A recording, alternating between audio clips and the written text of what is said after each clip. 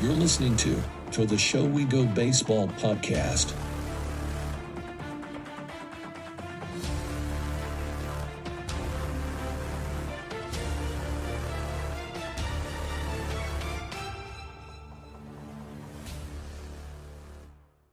So you are coming off the best season of your career in professional ball in 2023.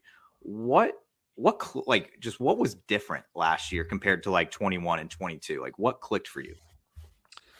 So there's a couple of things that kind of I feel like went into it. When I went into the 2021 season, I felt like we weren't that far off. I was pitching really like in a vacuum, wasn't pitching bad. At times, I would say that I had some like pretty unfortunate breaks. Like I had one game that comes to mind. I'm through like 5 innings, 10 strikeouts, no runs, throwing really well. And then it's like we go out there for the 6th inning, and it's like infield single, 3-run home run. And it's like, well, there goes like a great outing. Not that that's not like still a good outing, but it was like, there goes that. And I would just have some pretty like kind of unfortunate games where just stuff like the ball just wasn't falling my way. And that was something like I was able to sleep at night knowing that. Obviously it sucks whenever you feel like you just kind of can't catch a break. But for the most part, I felt like I was throwing the ball pretty well. And then you go into 2022. So kind of what went into that was I started off the year as a starter, and I started off throwing pretty well. But there was something like the Rangers were really wanting me to work on 2 things. One of them was throwing a harder slider that they felt like if I could get my slider kind of like in the upper 80s, even like touching like 90-ish, that it was going to help it play a lot better. And so that was like one thing. And then the other thing was like the development of like a 3rd and 4th pitch pretty much. Like I had messed around with the curveball a little bit and messed around with the changeup a little bit. There were pitches I could throw in there, but I wasn't necessarily consistent with it. And so really what it was like we were trying to work on a new slider, and I just couldn't figure it out.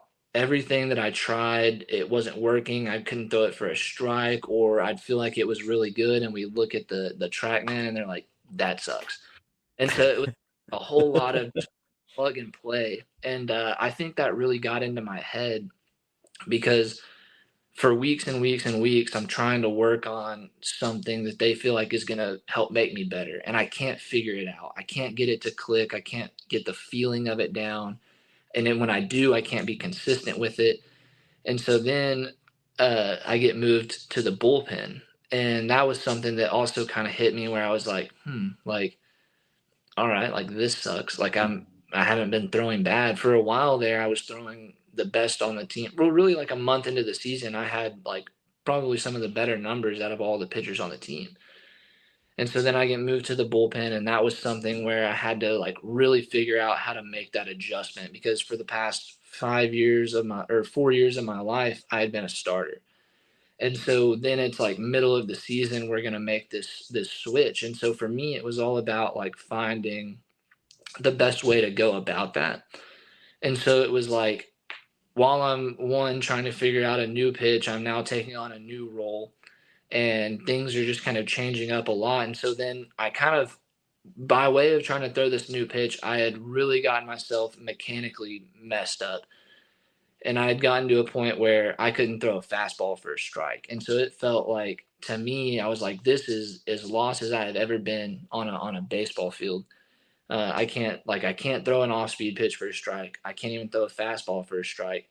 And then you add on top of it, when I do throw the off-speed for a strike, to righties, it was doing okay. To lefties, it was getting absolutely hammered. So I was getting crushed by lefties. And then it's like you mix in where it's like I'm getting to 2-1, 3-1, 2-0 to every batter that I face. It was just a recipe for disaster. And so it went from being like, gosh, like I'm behind. Now I'm trying to nibble because I don't want to get crushed. I'm walking people. And mentally, I was just all in just the wrong place.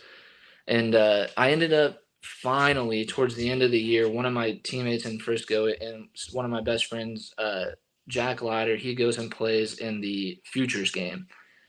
And he comes back from the futures game, and I'm still in the midst of like they're really trying to get me to find this hard slider. And he comes up to me and he was like, we were catch partners, and he was like, so I was talking to Taj Bradley. This is how he throws his cutter. Why don't you just like try this grip? And in catch play, it like immediately clicked. I was like, oh, that's nice. And so I kind of figured that out, and it took a couple of weeks to get it to transition to the mound, because throwing it in catch play and then getting the feel for it on the mound are a little bit more, especially with the, quite frankly, like a little bit of a different grip. I'm trying to have to feel something different. And I figured it out like the last 2 weeks of the season. I actually finished the season in 2022 throwing really, really well. I wasn't walking guys. I was throwing harder. I'd figured out this new pitch. And so I went into the offseason on a really, really high note, and I felt really confident about what I was able to do to finish the season. And so going into the offseason, I knew I'm now no longer having to worry about making a mechanical change.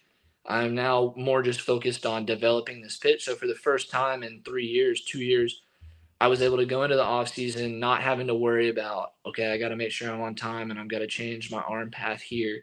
I can just focus on like playing catch and finding stuff that works for me. And so I went into to spring training after, working on this cutter this whole time. And I always knew that the slider I had been throwing was still really good. It was still getting outs. And I honestly didn't understand why they even wanted me to change that, because I had been having success. So it was just like a lot mentally, I guess, for me trying to comprehend. And you want to believe that, like, when a coach is telling you something, you want to believe that it is for your benefit.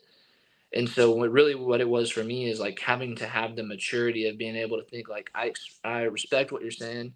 And I thank you for like bringing this to my attention, but truthfully, I don't think that's what's best for me. And here's why. And being able to have those conversations with your coaches was like a step that I had to make. And so I go into spring training. I feel really confident about this new pitch. I feel really confident about the headspace I'm in. I know it's like my full year going into being a reliever. I'm going to build off of how I ended the season last year. I go in my first inning of spring training. I'm throwing this. It's now my cutter, and I'm throwing it. And I have a really good first live BP. I come off the field and I'm doing arm care. And the guy who's the AA pitching coach, he comes up to me and he was like, I'm going to be honest with you, man. He's like, that might be one of the top pitches in the org now. And I was like, really? And he was like, yeah, that thing is really good.